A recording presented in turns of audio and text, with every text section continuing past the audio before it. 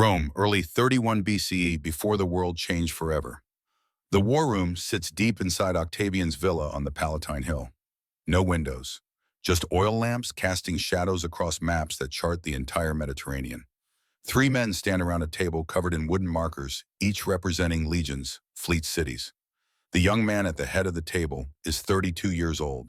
His name is Gaius Octavius. History will know him as Augustus. Right now, he is just Caesar's heir, and he is losing. His naval commander Agrippa moves a cluster of markers off the coast of Greece. His political advisor Maecenas watches in silence. Octavian's finger traces the grain routes from Alexandria to Rome. Every route passes through Egyptian-controlled ports. Every shipment of wheat that feeds the Roman people flows from Nile Delta farms. Agrippa speaks first. His voice is flat tactical. Antony commands 17 legions. Our intelligence says 15 are loyal to him personally, not to Rome. If we engage him on land in the east, we fight on his terms. Maecenas adds the political calculation.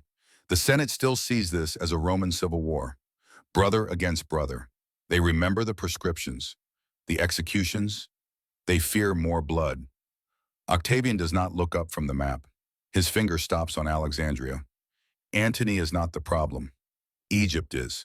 As long as Cleopatra controls the grain supply and the treasury, Rome is vulnerable. Cut off Egyptian wheat for 3 months and we face riots, food shortages, collapse. He moves 3 markers representing Antony's position in Greece. Then he moves Cleopatra's marker. The Queen of Egypt has joined Antony with 60 ships, not warships, treasure ships, vessels loaded with gold gems, the wealth of the Ptolemaic dynasty. She is the keystone, Octavian continues. Remove her and Antony becomes just another renegade general. But she transforms him into something else. She makes this a war between Rome and the East, between republic and monarchy, between our values and theirs. Agrippa nods slowly. Then we need more than a military victory. We need a symbolic one. Octavian finally looks up. His eyes are pale gray, unnaturally focused. I don't need to defeat her army. I need to dismantle her credibility before the Roman people. I need them to see her not as a sophisticated foreign monarch, but as something dangerous, something alien, a threat to everything Rome represents. Maecenas understands immediately. The triumph, Octavian confirms. But for that, I need her alive. I need her walking behind my chariot. I need every Roman citizen to see with their own eyes that the exotic Eastern queen has been conquered, humiliated, reduced to a captive. Only then does this civil war become a foreign war. Only then am I not the man who killed Romans, but the man who saved Rome from corruption. Agrippa studies the map again. She will never surrender. She saw what happened to Vercingetorix after Caesar's Gallic triumph. She knows what waits for her. Octavian's expression does not change. Then we need to make her believe she has a reason to live. We need to give her hope. Just enough hope to keep her breathing until we reach Rome. The 3 men stand in silence. Outside, the city sleeps. Inside, they are engineering the fall of the last pharaoh. 6 months later, off the coast of Greece, the trap closes. September 2nd, 31, BCE, the Battle of Actium. Imagine the bay from above. 2 fleets facing each other across dark water. On one side, Octavian's 400 ships commanded by Agrippa. Smaller vessels faster built for ramming and maneuver. On the other side, Antony's 230 ships. Massive quinqueremes with wooden towers carrying soldiers for boarding actions. And behind Antony's lines, slightly separate, Cleopatra's 60 Egyptian ships with purple sails. The battle begins at dawn. The sound is overwhelming. Drums pounding rhythm for the rowers. Officers shouting commands. The crack of oars striking water in unison. Then the first ram strikes home and wood splinters like bone. Agrippa's strategy is simple. Avoid the boarding actions where Antony's soldiers have advantage. Stay mobile. Use fire. Force them out of formation. His lighter ships dart in, launch flaming projectiles, withdraw before Antony's heavy vessels can close. For 6 hours, the battle churns. Antony's ships are powerful but slow. Octavians are outmaneuvering them. By midday, gaps appear in Antony's line. Ships are burning. The formation is collapsing, and then Cleopatra's squadron moves. 60 purple-sailed ships suddenly break formation. They do not engage. They do not support Antony's flanks. They sail straight through a gap in Octavian's blockade and head south, toward Egypt, toward home, carrying the treasury of the Ptolemaic kingdom. For a moment, both fleets pause. Everyone watches the Egyptian sails shrink toward the horizon. Antony stands on the deck of his flagship. He sees those purple sails. He makes a decision that will end his world. He abandons his fleet, takes a fast Queen Kareem, chases after Cleopatra. His officers scream for him to stay. His soldiers watch their generals sail away, leaving them to face Octavian alone. Within an hour, ship after ship surrenders. By sunset, Actium is over. Octavian controls the sea. 7 days later, September 9th, Antony's land forces hear what happened. Their general fled. Their fleet is destroyed. One by one, the legions desert. 17 legions sworn to Antony. Within a week, all of them march to Octavian's camp and ask to serve the winning side. Antony reaches Alexandria with Cleopatra. He has no fleet, no army, only the walls of the city and the weight of inevitability. Nearly a year passes. Octavian consolidates power, secures loyalty, plans his invasion. By July of 30 BCE, his legions arrive outside Alexandria. August 1st, dawn breaks over the city, smoke already rising from fires in the outer districts. Cleopatra stands on the palace balcony. She is 39 years old. She has ruled Egypt for 21 years. She has negotiated with Julius Caesar, with Pompey, with the Senate. She speaks 9 languages. She has survived palace coups, sibling rivalries, Roman politics. Now she watches an empire that lasted 3,000 years enter its final hours. Antony is in the palace below. He has been drinking since yesterday. Messengers keep arriving with the same news. The harbor district has surrendered. The royal guard has abandoned their posts. Octavian's forces are moving through the city unopposed. Someone told Antony this morning that Cleopatra is already dead. Someone lied, but Antony believed it. Perhaps he wanted to believe it. Perhaps the thought of facing defeat alone was easier than facing it together. He goes to his private chamber, draws his sword, places the tip against his chest, drives it in. The stroke is clumsy, the angle wrong. The blade pierces his abdomen but misses the heart. Death will come, but not quickly. He collapses, bleeding. His servants find him. They panic. They know where the queen actually is. They lift Antony, carry him through corridors slick with his blood, out into the chaos of the burning city. They carry him toward the only place she might be safe, the tomb. Cleopatra built it years ago, before any of this started. A 2-story stone structure pressed against the temple of Isis, designed to be her eternal resting place. Now it is her fortress. Thick walls, doors built to survive a siege. Narrow windows cut high into the second floor, too small for a man to climb through. Inside, she waits with 2 women, Iris and Charmian, her attendants for 20 years, more than servants, more like sisters. Around them, piled against every wall, sits the portable wealth of Egypt. Gold ingots, chests of gems, sensitive documents. Everything she could move from the palace treasury in the last frantic days. She hears Antony's men arrive outside, hears them shouting her name, begging her to open the door. She does not. How can she know who is outside? Octavian's agents could have infiltrated them, could be using them as bait. Open that door once, and she might never control who comes through it again. So she does something else. From the second floor window, she calls down, "I cannot open the door, but I can lower ropes." She and Iris and Charmian secure every rope they can find to the stone columns on the upper floor. Drop the ends through the narrow window, 12 feet above the ground. Below, Antony's men tie the ropes around his body. He is barely conscious, blood soaking through his tunic. 3 women above pull with everything they have. His weight scrapes against the stone, blood marks trailing up the wall like paint. They haul him through the opening, lay him on the floor of the second chamber. The light filtering through the window is pale and sufficient, but enough to see he is dying. Plutarch wrote that Antony used his final breaths not to apologize, but to protect his legacy. He told Cleopatra to remember him not as a failure, but as a Roman who was defeated by another Roman.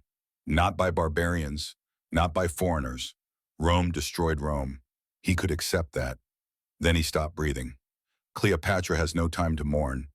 Outside, Octavian's commanders are surrounding the building. News travels instantly in a conquered city. Antony is dead. Cleopatra is trapped. The queen's last stand is happening inside a tomb designed for her own burial. Octavian could end this with brute force, a battering ram, fire, flood the interior with soldiers, but he does not. He sends a negotiator instead. A calm voice calls up to the window, polite, respectful. Caesar wishes to discuss your surrender. He wishes to discuss what will become of your children. From inside the tomb, Cleopatra's voice comes back, disembodied, like something speaking from another world. I will hear no terms unless my children's safety is guaranteed. 4 children, all of them somewhere in the palace complex, separated from her. Caesarion, 17 years old, son of Julius Caesar, the boy who represents the greatest threat to Octavian's entire claim to power. Alexander Helios, 10 years old, twin brother to Cleopatra Selene, son of Mark Antony. Cleopatra Selene, 10 years old, daughter of Mark Antony. Ptolemy Philadelphus, 6 years old, youngest son of Mark Antony. While Cleopatra negotiates through the stone, something happens that she cannot detect.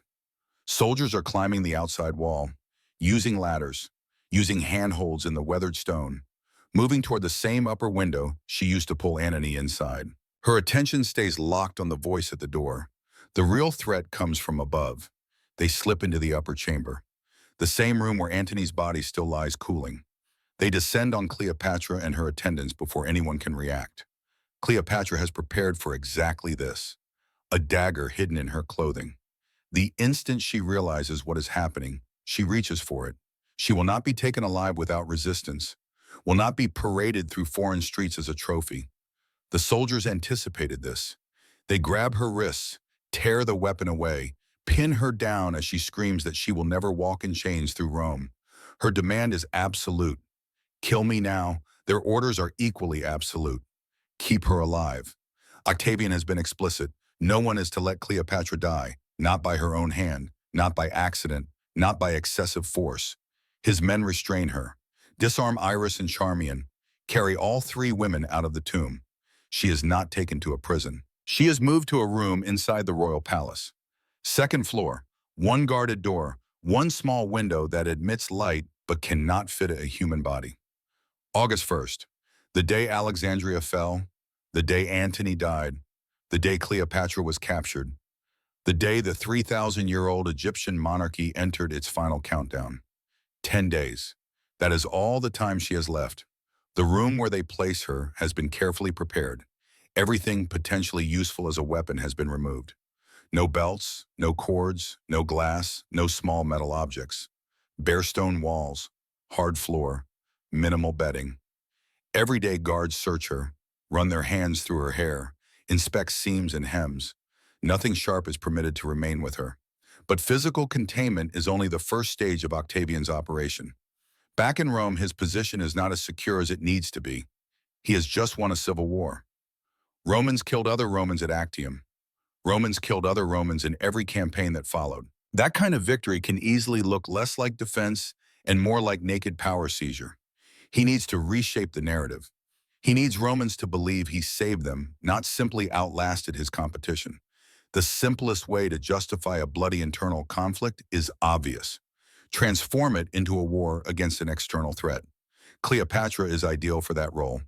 A queen from the East, obscenely wealthy, unapologetically powerful, romantically and politically entangled with both Julius Caesar and Mark Antony. It is easy to claim she corrupted Roman leaders, twisted them away from their obligations, converted them into traitors serving Egyptian ambitions. There is just one complication. Many Romans know that is not the complete picture. Cleopatra is not some half-legendary sorceress from a distant desert. She lived in Rome for years. She speaks Latin. She negotiated with senators. She engaged with Roman elites as near equals. People met her in person. They know she is brilliant, sophisticated, politically formidable. Complicated enemies make terrible propaganda. So Octavian needs to flatten her. From a 3-dimensional adversary into a simple symbol. The dangerous foreign temptress. The Eastern queen threatening Roman moral order. The woman whose defeat represents salvation of the Republic. That transformation requires a public spectacle. The Roman triumph. A triumph is not just a parade. It is a ritual of absolute domination. The victorious general rides through city streets in a chariot, followed by soldiers, followed by plundered treasure, followed by prisoners. The most important captive, the defeated king or queen or enemy commander, is dragged behind, typically in chains. The crowd watches them displayed like a captured animal, humiliated before the very people they supposedly threatened. At the procession's end, the message is completed. The prisoner is executed, often in the Tullianum, Rome's notorious underground prison. Cleopatra witnessed this herself. She was in Rome in 46 BCE when Julius Caesar celebrated his victories. She saw what happened to Vercingetorix, the Gallic leader who dared to resist Rome, dragged in chains, strangled in the dark. That memory is not some abstract historical note to her. She watched it happen. She understands that Rome considers this the appropriate conclusion for foreign rulers who challenge its supremacy. Now she occupies that same position. Octavian needs her alive. He needs her to walk behind his chariot. He needs every Roman to see Cleopatra, Queen of Egypt, stumbling, exhausted, and chained through dusty streets. For him, this will transform a messy civil war into a clean narrative of Roman triumph over a foreign queen. For her, it represents the worst fate imaginable. Two opposing wills locked in combat. She prefers death to degradation. He needs her to survive long enough to be degraded. And he has 10 days to break her will. August 2nd, the architects arrive. Cleopatra hears boots in the corridor. The door opens. Men enter carrying measuring rods, knotted cords, wax tablets for recording notes. They are not soldiers. They are craftsmen, builders. They do not address her as a queen. They speak around her as if she were furniture. One measures the distance from wall to wall. Another quietly notes the height of the window. Then they move closer to Cleopatra herself. They measure the width of her shoulders. They estimate her height. They discuss how much weight she could carry if forced to walk for extended periods. Every gesture is clinical. Every number they record transforms her from a human being into a set of dimensions. When she demands to know what they are doing, one answers without hesitation. We are preparing for Caesar's triumph in Rome. Everything must be built to accommodate you precisely. There can be no errors in the staging. You will be a central element of the display, and the display must function perfectly. In that instant, Cleopatra understands exactly where this is heading. This room in Alexandria is not a holding cell. It is an antechamber to the real stage in Rome. These men are not considering her comfort. They are constructing her future cage. They do not come just once. They return the following day, and the day after that. Each visit reinforces the same reality. There is no escape. The triumph is not merely an idea, it is actively being built. August 4th, they debate what she will wear. Not what she might choose, but what would produce the strongest impact for a Roman audience. Should she appear in Egyptian royal dress so the crowd will instantly recognize her? Should they cover her in jewels seized from her own treasury to showcase the wealth now belonging to Rome? Or strip her down to plain clothing to maximize the contrast with her former glory? They discuss her body openly, whether chains would be more effective, or whether forcing her to walk unrestrained would better demonstrate that she is defeated but still valuable as a symbol. They argue over her position relative to Octavian's chariot, the exact distance so everyone can clearly see who the general has conquered. They treat her humiliation as an engineering problem. This is not routine logistical planning. This is deliberate psychological conditioning. Day after day, they force her to hear and witness the details of her own public degradation. They do it in her presence intentionally. The goal is to destroy any belief that death can halt the process, to convince her that even if she refuses, the machine will continue rolling forward. But Octavian does not let the pull toward death grow without counterbalance. He offsets it with the one thing she cannot dismiss: her children. Reports arrive in measured doses. Some days a messenger informs her that the younger ones are well. They have eaten. They have been given toys. They are asking about their mother. Other days she is told that Caesarion is restless, that he has asked what will happen when they travel to Rome, that he is frightened but attempting to be brave. Each update carries the same unspoken condition. Their safety depends on her compliance. The more cooperative she appears, the more encouraging the news. The more distant or defiant she seems, the more vague and cold the reports become. She is not completely sealed off from sound. The palace walls are thick, but not perfect. Through the tiny window in the stone, she sometimes catches echoing voices. A child's laughter, a shout, the shuffle of servants. She cannot determine if any of it belongs to her own children. It could be staged. It could be natural. That uncertainty is its own form of torment. Iris and Charmian are held elsewhere in the palace. They are not permitted to see her. Occasionally when the building falls, especially quiet, Cleopatra thinks she detects the faint edge of their voices somewhere above or below. She cannot make out what they are saying, only that they too are alive and imprisoned. When she requests to see her children, the answer never changes. Not yet. Not until Caesar is certain she will cooperate. Not until they are confident she is safe to move. Every denied request is another reminder of who controls her access to the people she loves most. August 7th. Around midday, something shifts. Food is brought to Cleopatra as usual, but she does not touch it. She sits motionless for long stretches, staring at the floor, at the wall. She speaks less. She refuses to answer certain questions entirely. The guards report that she might be attempting to starve herself. For a woman with no weapons, refusing food is one of the last strategies available. If she lets her body collapse, Octavian loses his prize. But he does not respond with force feeding or threats. He responds with something far more devastating. He arranges for Caesarion to see her. After nearly a week without contact, the door opens. Her eldest son steps inside under heavy guard. 17 years old enough to comprehend what defeat means, young enough that his entire future still feels possible in his own mind. His face is thinner than she remembers. His eyes are older. The meeting is brief. The soldiers never move far from them. Cleopatra cannot embrace him freely. She has to speak within the space they permit. Caesarion focuses on one thing. He begs her to take care of herself. He tells her he needs her to stay alive. The others do too. If she gives up now, everything will collapse. Then as quickly as he entered, he is led away. The door closes. The room returns to silence. That night, Cleopatra eats. This small detail is significant. It proves the emotional trap is functioning. Her own body, which she had been willing to sacrifice to avoid a Roman triumph, becomes something she feels obligated to preserve because her son asked her to. For the first time, the calculation is not just abstract. It has a face and a voice. Caesarion's plea transforms survival into obligation.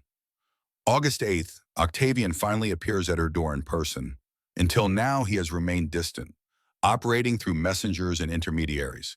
Now the man who destroyed Antony's position and seized Alexandria enters the small stone chamber to speak directly to the last pharaoh of Egypt. He does not rant or gloat. That is not his approach. He speaks in a controlled, measured manner. There is no value in cruelty for its own sake. He only needs outcomes. The conversation is recorded in fragments across several ancient sources. The outline is clear. He presents her with an offer. Not mercy, a transaction. He describes the situation plainly. Egypt is lost. Her fleet is destroyed. Her forces have surrendered. Antony is dead. Resistance is impossible. There will be a triumph in Rome. She will be part of it. That element is non-negotiable. What can still change, he claims, is how that triumph will appear. If she chooses to cooperate, he promises she will not be dragged in chains through the streets. She will walk under her own power. She will appear as a defeated queen rather than a criminal. He speaks of preserving some trace of dignity before the Roman people. He uses language that makes surrender sound orderly and honorable. In exchange, he offers the future of her children. If she accepts this role, he says they will be spared. They will be taken to Rome and raised under the protection of his sister Octavia. They will receive an education appropriate for nobility. They will be watched and guided. They will live. He makes a point to mention Caesarion specifically. If she cooperates, the boy might be permitted to survive. No firm guarantee, but a suggestion. Enough to plant hope. Then he imposes a deadline. She has 3 days to decide. After that, the ships will depart for Italy. The procession will happen with or without her consent. If she refuses, he implies the danger to her children will increase. Then he leaves her alone in that room with her thoughts. The next 3 days are a different kind of siege. No soldiers at the doors shouting, no ladders scraping stone, just Cleopatra alone with the choice he has engineered.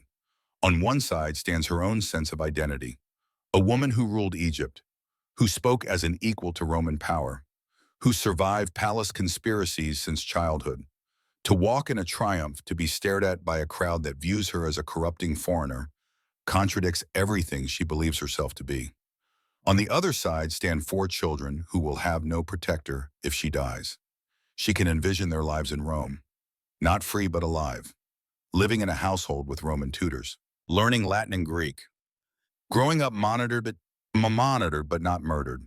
It is not the future she wanted for them, but it is a future.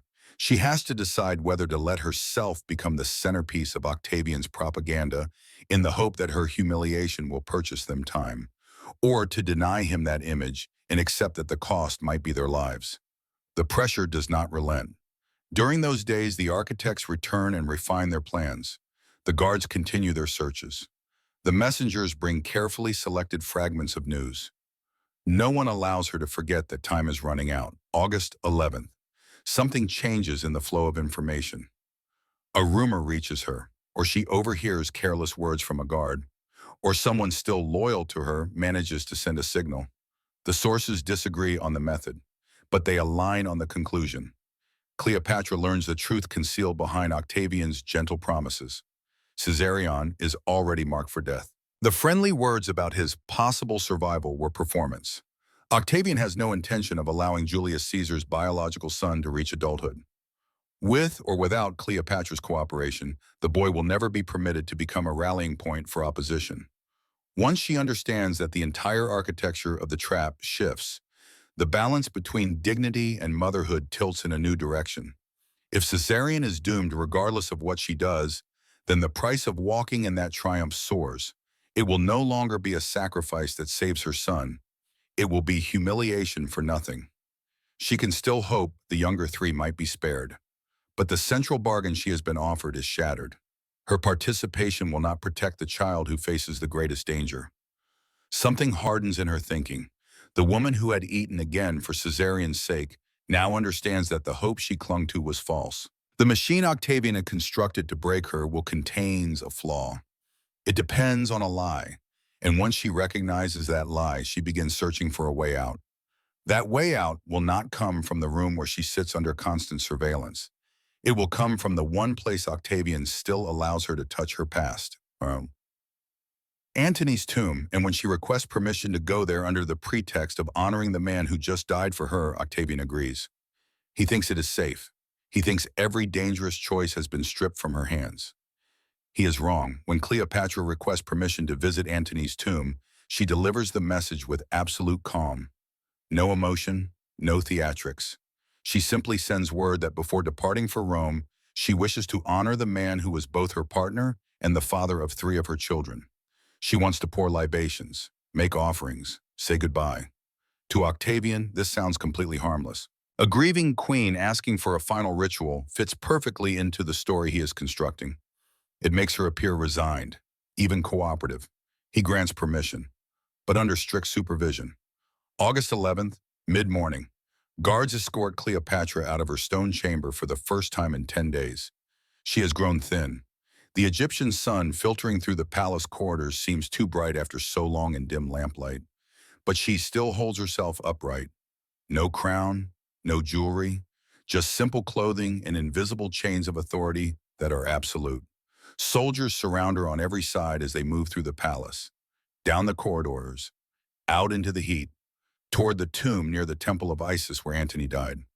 At the entrance, they allow her to proceed, but never let her out of sight. Inside, Antony's body has already been placed in the structure he and Cleopatra once intended for her alone. The chamber smells of incense and stone. This is the place where she hauled him up half dead through a window, the place where he bled out on the floor while she held him. Now it is a monument to defeat. The soldiers stay close enough to observe her, far enough to create the appearance of privacy. They watch her approach the tomb, touch the stone, perform the expected rituals. She burns incense. She pours liquid offerings from ceramic vessels. She speaks words the guards cannot fully hear. To them, it looks like mourning. To her, it is also something else entirely. During the days she barricaded herself inside this tomb before her capture, Cleopatra prepared for the possibility of being taken alive. She knew Octavian would strip her of weapons. She knew he would search her clothing, search her room, watch her constantly. So she did the only thing possible. She hid her final option in the one place she was certain only she would know how to access. Somewhere in that tomb, behind a loose stone or inside a crack in the wall, or beneath a small offering table, she concealed a tiny container. Clay or glass, easy to miss, easy to overlook, but lethal. Inside is poison she acquired before the walls closed in, likely tested carefully on condemned prisoners or animals to ensure it works quickly and cleanly. While the guards watch her pray, she shifts her body, lets her clothing cover her hands, and retrieves what she hid. The movement is subtle. No one rushes her. No one searches the offerings. No one imagines that a queen who has just been promised a future for her children would still be planning her own death. After about an hour, the visit concludes. The soldiers escort her back to the palace, lock her again in the second-floor chamber.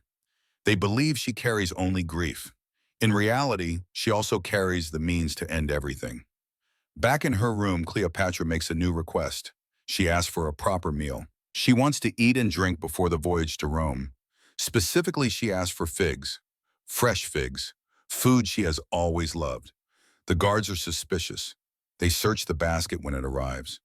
They move the fruit aside, check for a knife, check for a hidden snake, check for anything that appears dangerous. They find nothing but fruit. Satisfied, they allow it in. This is the moment that later legends will fixate on. In the popular version of the story, an asp, a venomous Egyptian cobra, was concealed beneath the figs. Cleopatra then placed the snake on her arm or chest and let it bite her, dying in a way that appeared symbolic and theatrical. For centuries, this image dominated art and literature. The exotic queen, the sacred serpent, the dramatic exit. But even some ancient writers expressed doubt. They pointed out problems, how difficult it would be to smuggle a large, dangerous snake past careful guards, how unpredictable such an animal would be, how the marks on Cleopatra's body were never clearly described as snake bites. Poison carried in a small container would have been easier to conceal, easier to control, more reliable. We will never know the precise method. She may have mixed the poison into food. She may have applied it to a small wound. She may have used a sharp object coated with it. She may have combined several techniques at once. What matters is not whether there was a snake in the basket. What matters is that Cleopatra now possesses both time and the instrument to take her last decision back into her own hands. The next step is bringing her closest allies back to her side. Until this point, Iris and Charmian have been kept away, held in separate rooms. Cleopatra now sends word that she has decided to accept Octavian's terms. She will cooperate. She will appear in the triumph. She simply needs assistance preparing herself for the journey and the role she will be forced to play. That sounds like victory to Octavian. The queen who once swore she would never be seen in chains now appears to be surrendering. A cooperative prisoner is easier to manage. Allowing her attendants back into her room seems like a reasonable concession. It will make the future performance smoother. So he permits the two women to join her. This is the opening she has been waiting for. For the first time in many days, Cleopatra is no longer alone in the bare stone chamber. Iris and Charmian enter, both exhausted, but alive. They understand the stakes without explanation. They know their queen has been measured for humiliation. They know she has been offered her children's lives as payment for cooperation. They also know Cleopatra well enough to understand that she would never easily accept walking as a trophy behind Octavian's chariot. Behind the closed door with guards posted outside, believing they have already won, Cleopatra reveals what she has learned. Caesarion is doomed regardless of what she does. The talk of his survival was a lie to keep her alive. Cooperation will not save him. Remaining alive only prolongs the process of her public destruction. The three women plan her final act. If Cleopatra dies in panic or squalor, Octavian will still control the story. He can claim she threw her life away over nothing. If she dies visibly arranged dressed as a queen with her attendants beside her, the scene itself will send a different message. Even if Romans later twist it, anyone present will remember. She chose her moment deliberately. She puts on royal clothing, as much as the guards will permit. Fine fabric, rich colors. She adorns herself with whatever jewelry she still has access to. She places a diadem on her head. She does not dress as a prisoner preparing for transport. She dresses as a ruler preparing for ceremony. Only this ceremony will be her own death. August 12th, the final morning. The palace seems calm. Guards outside the chamber hear nothing alarming. No shouting, no struggle. The woman inside has, as far as they know, finally accepted her fate. At some point during those hours, Cleopatra uses the poison. Whether she takes it first or at the same time as her attendants, the result is the same. Three women choosing death rather than allowing their bodies to be used in a Roman spectacle. Iris collapses near the couch. Charmian remains standing long enough to complete small tasks.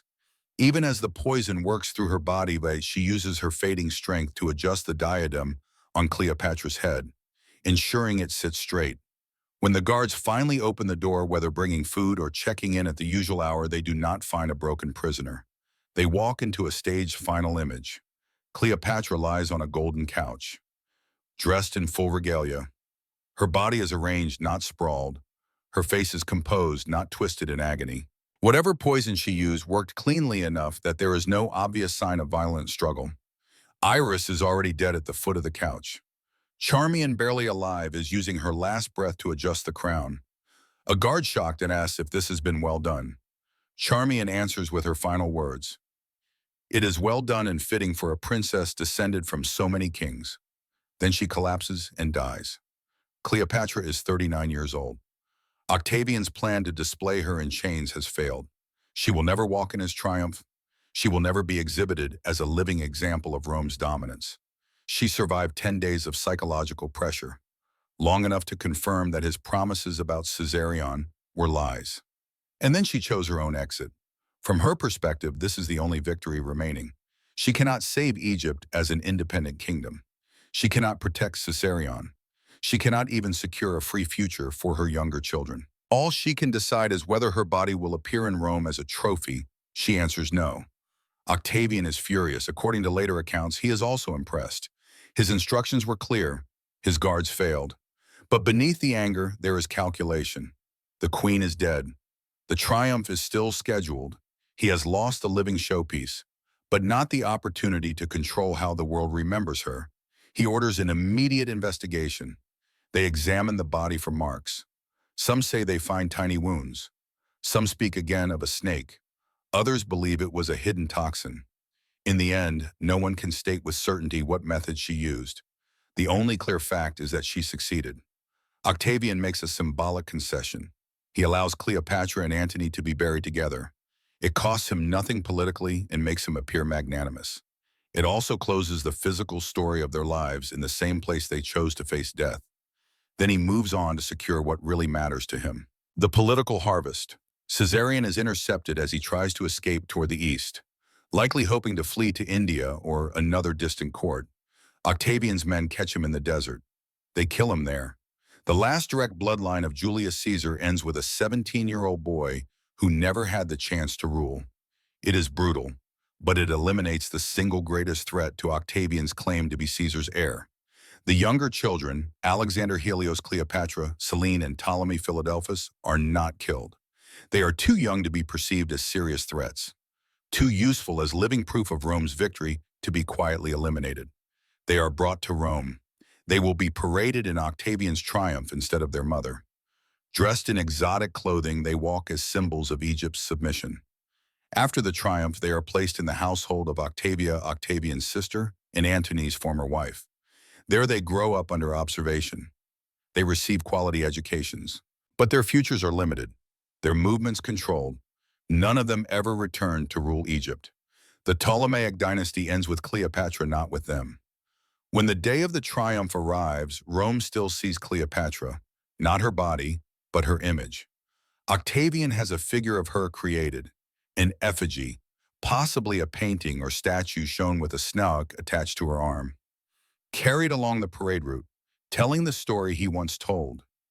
Cleopatra, exotic queen, destroyed by her own chosen symbol, undone by her own excess and superstition. The crowd does not see the 10 days in the stone chamber. They do not see the architects measuring her like furniture. They do not hear the calculated reports about her children. They do not watch her wrestle with the choice between dignity and survival. What they see is the conclusion Octavian arranged for them, a foreign temptress whose death proves that Rome is stronger than any Eastern queen. That image survives for centuries afterward. Writers and artists repeat the story of the snake and the figs. They focus on romance, on her love affairs, on the dramatic ending. They transform Cleopatra into a symbol of seduction and decadence, rather than a skilled ruler trapped in a deadly power game. But the reality of those final 10 days reveals something different. It reveals a method. Octavian did not merely defeat an enemy. He constructed a machine to grind down that enemy's will. He isolated Cleopatra. He removed her tools, her allies, her information. He converted her children into bargaining chips. He let her hear them, but not touch them. He dangled hope in front of her, then revealed that hope to be false. He measured her body for display. He made her listen to the details of her own future humiliation. He tried to make survival feel like the only rational choice, then tied that survival to conditions he never intended to honor. From a modern perspective, this resembles less a battlefield victory and more a psychological operation. Step by step, he attempted to engineer her a consent to her own public destruction. In the end, the only part she refused to surrender was her living presence in his parade. Did she win on one level? No. Rome took Egypt. Octavian became Augustus, the first Roman emperor. Caesarion died. Her other children were absorbed into the Roman system. The story most people remember about her death was shaped by the man who conquered her. On another level, what she did still matters. In a world where every other decision had been stripped from her, she chose when and how to die. She denied Octavian the satisfaction of seeing her walk behind his chariot. She refused to let her final moments be defined by his staging. Sometimes power narrows a person's choices down to almost nothing.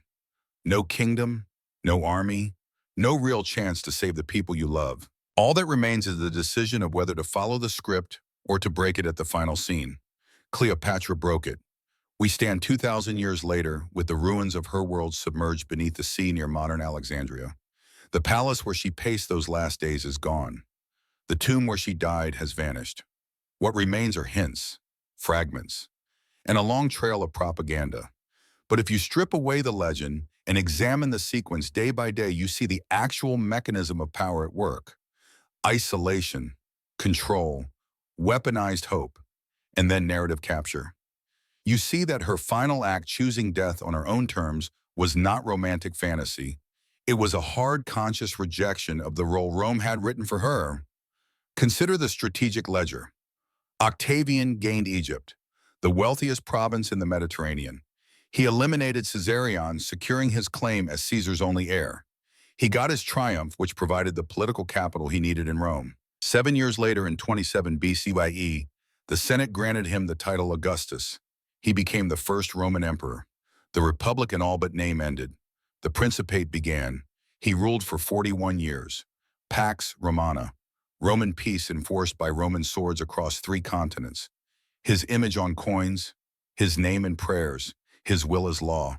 But there was a cost he never fully acknowledged. Cleopatra died free. The narrative he crafted was only partially successful. Yes, the Roman crowd saw an effigy. Yes, they cheered his victory. Yes, he controlled the official version. But everyone who was present at her death knew the truth. She staged it. She denied him the satisfaction. And word spread. Among the upper classes in Rome, the story circulated. The Egyptian queen who chose her own exit, who refused to be dragged in chains, who died in royal regalia rather than walk in defeat. Over time, that version of events became part of her legend. Not the desperate suicide of a cornered animal, but the calculated final move of a grandmaster in a losing position. Now consider Cleopatra's position at the end. She lost her kingdom, lost her army, lost her treasury, lost her eldest son, lost her life. But she preserved something. She did not walk in chains through Rome. She died as a queen, not a captive. Three of her children survived, even if not as rulers. And most importantly, historical memory includes her choice, not just her defeat. The strategic question for any audience, but especially for men who lived through Vietnam, through Cold War brinkmanship, through political careers that required hard compromises, is this. In a war where total victory was impossible, was denying your enemy complete humiliation worth your life? Different people will answer differently, but the question itself is worth considering. Think about the parallels. Vietnam, the longest war in American history at that time. A conflict where military superiority did not translate to political victory, where eventually the calculation became not how to win, but how to withdraw while minimizing the appearance of defeat. Sometimes strategic withdrawal is not cowardice. It is recognizing that further engagement only increases the key without changing the outcome. The Cold War, decades of ideological struggle where the actual battles were fought through proxies, through propaganda, through economic pressure, where narrative control mattered as much as nuclear arsenals. The space race, the arms race, the constant competition to prove which system, which way of life was superior. Not through direct combat, but through symbols. Cleopatra understood symbols. She understood that how you are remembered can matter as much as whether you win. Watergate. Richard Nixon faced impeachment, certain conviction, public humiliation. He chose resignation, controlled his exit, left on his own terms rather than being dragged out. History judges that decision in complex ways. But it was a choice. In a moment when all other options had collapsed, he exercised the one form of agency remaining. When cornered, when defeat is certain, is dignity worth more than survival? Again, different people will answer differently, but it is the same calculation Cleopatra faced. Now consider the long game, the war of memory. Octavian ruled for 4 decades.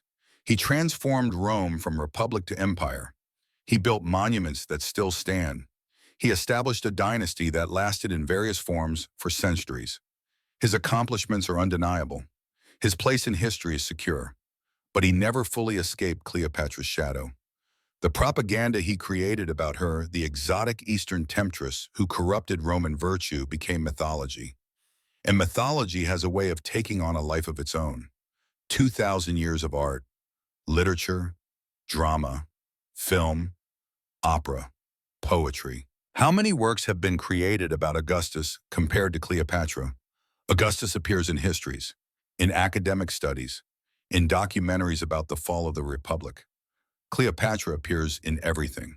She becomes Handel's opera, Shakespeare's tragedy, Elizabeth Taylor's epic. She becomes a symbol that transcends the historical facts. Because she controlled her exit, because the manner of her death became more famous than her defeats, because she chose the symbol over survival. Octavian won the war. Cleopatra won the memory war. That is the paradox at the heart of this story. Imagine the final image as a split screen. On the left side, Octavian's triumph in Rome, late 30 BCE, crowds lining the streets, soldiers marching in formation, wagons piled with gold and art seized from Alexandria. An effigy of Cleopatra carried past cheering Romans. 3 small children, dressed in exotic clothes, walking in chains. The victor in his chariot. The Senate bestowing honors. Priests offering prayers. The machinery of state propaganda operating at full capacity. On the right side, the room in Alexandria.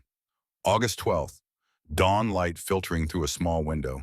A body on a couch, crowned straight, royal clothing arranged, Iris at the foot, Charmian's hand making a final adjustment, guards bursting in, shock, confusion, the realization that their orders have been defied. 2 images, 2,000 years apart from us now. Which one survived? We remember the snake, the crown, the choice. We remember Cleopatra's final words as recorded by those who heard them secondhand. It is well done and fitting for a princess descended from so many kings. We remember the narrative of a woman who refused to be broken, who retained agency even when every external form of power had been stripped away. We have forgotten most of Octavian's speeches. We have forgotten the specific propaganda he used to justify his actions. We have forgotten the details of his triumph. What we remember is the contest, the grandmaster in a losing position who found one final move.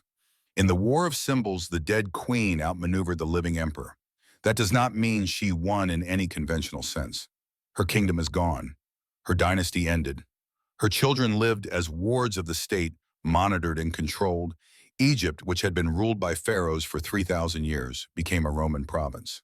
The grain that fed the Nile Valley now fed Rome. The gold that filled her temples now filled Roman treasuries. All of that is true. But it is also true that when people think of the end of ancient Egypt, they do not think of administrative reorganization. They do not think of taxation policy. They do not think of provincial governance. They think of Cleopatra. They think of her choice. They think of the Aesop, whether it was real or legend. They think of a woman who looked at impossible circumstances and said, "You can take everything else, but you cannot take this." For men in their 60s and 70s, who have lived through wars and defeats, through political battles and personal losses, through moments when all the options were bad, and the only question was which bad option to choose, that story resonates. Not because it offers easy answers, but because it asks hard questions. What is victory when victory is impossible? What is dignity when you have no power? What is agency when every choice has been taken except one? Cleopatra had no army, no fleet, no political leverage. Her children were hostages. Her allies were dead or imprisoned. Her kingdom was occupied. But she had 10 days. And in those 10 days, she conducted her own campaign. She assessed Octavian's strategy. She identified the lie at the center of his offer. She retrieved the means to act. She staged her final scene. She sent her message. The message was simple. You do not control me. You control circumstances. You control my kingdom. You control my children's fate. But you do not control my will. And sometimes in the darkest moments, that is the only form of resistance available. The room in Alexandria is gone now, swallowed by earthquakes and rising sea levels. Archaeological surveys have searched for the tomb. They have not found it.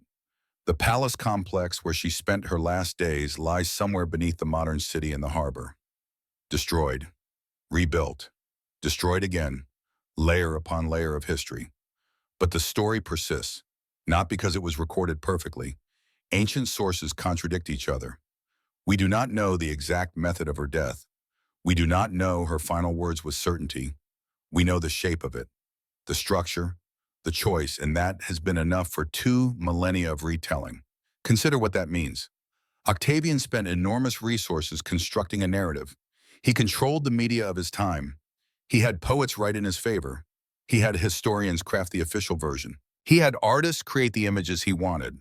And yet the story that survived is not quite the story he intended. Yes, Cleopatra is often portrayed as a seductress, as a woman who used her sexuality to manipulate powerful men. That is part of his propaganda that stuck. But she is also remembered as powerful in her own right, as intelligent, as a ruler who commanded respect, as someone who chose death over humiliation. That last part is not what Octavian wanted. He wanted her remembered as defeated, conquered, broken. Instead, she is remembered as defiant. The mechanism of power Octavian deployed was sophisticated. Isolate the target. Remove all external support. Create a false choice between humiliation and death. Use leverage, in this case her children, to make humiliation seem like the rational option. It is a playbook that has been used many times since. In interrogations, in hostage negotiations, in political pressure campaigns. The goal is always the same. Break the person's will. Make them choose cooperation. And sometimes it works. But sometimes, even when all the external conditions favor the person with power, the person without power finds a way to refuse. Not to win, just to refuse. That refusal can be powerful in ways that transcend the immediate situation. Cleopatra did not save Egypt, but she denied Rome the complete psychological victory Octavian sought. She did not save Caesarion, but she ensured that her death was not used as the propaganda tool Octavian needed. She did not change the outcome of the war, but she changed the meaning of her defeat. And meaning matters. Narrative matters. How events are remembered matters. This is not a story with a happy ending. 3 of her children were paraded as captives. 1 was murdered. Her kingdom was erased. Her dynasty ended. But it is a story about choice, about the space for human agency, even in the most constrained circumstances. And for an audience of men who have lived long enough to face their own impossible choices, their own moments of defeat, their own times when all the options were bad, that story offers something. Not comfort, not easy lessons, but recognition. Recognition that sometimes the game is rigged. Sometimes the opponent holds all the cards. Sometimes survival requires compromise that costs you everything you value. And sometimes in those moments, the only win available is refusing to play the role they have written for you. Cleopatra looked at Octavian's machine and found its weak point. The weak point was that it required her consent, her living body walking in chains. She could not stop the triumph. She could not prevent the propaganda. She could not save her kingdom. But she could remove herself from the center of his spectacle. And in doing so, she transformed her death from a Roman victory into something more ambiguous. The final question the story asks is this: when you strip away everything else, when power and wealth and status are gone, what remains? For Cleopatra, what remained was choice, the choice of how to die. For Octavian, what remained was the frustration of incomplete victory. He conquered Egypt. He eliminated his rival. He became emperor. But he did not get the image he most wanted, the living Cleopatra in chains. And that absence, that gap in his triumph, created space for her legend to grow in ways he could not control. 2,000 years later, we tell this story not because it is uplifting, but because it is true in a way that matters. Power is real. Empires are real. The strong do dominate the weak. That is history. But even in domination, there are spaces, cracks, moments where the powerless retain some small measure of control. Cleopatra found that space. She used it. And in using it, she ensured that her story would be more than just a footnote about a conquered queen. It became a story about the limits of power, about what can and cannot be taken, about the difference between controlling someone's circumstances and controlling their will. The room in Alexandria is gone. The woman is gone. The kingdom is gone. But the choice remains, echoing across centuries. A reminder that even at the end, even when everything is lost, there is still one decision that belongs to you alone: how you face it.